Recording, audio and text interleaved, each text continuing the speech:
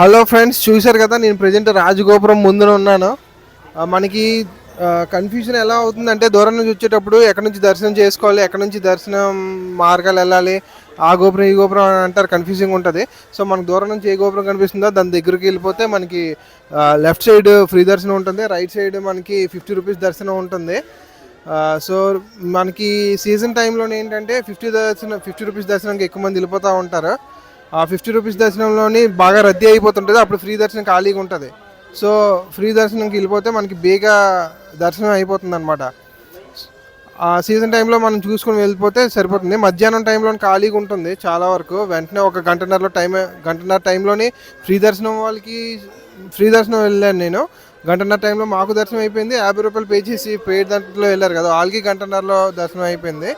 So ఆ టైంలో మీరు చూసుకొని వెళ్తే మీకు ఈజీగా ఉంటుంది అనమాట దర్శనానికి.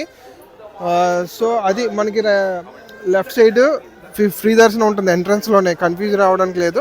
రైట్ సైడ్ అక్కడే కనిపిస్తుంది 50 రూపీస్ దర్శనం అనమాట.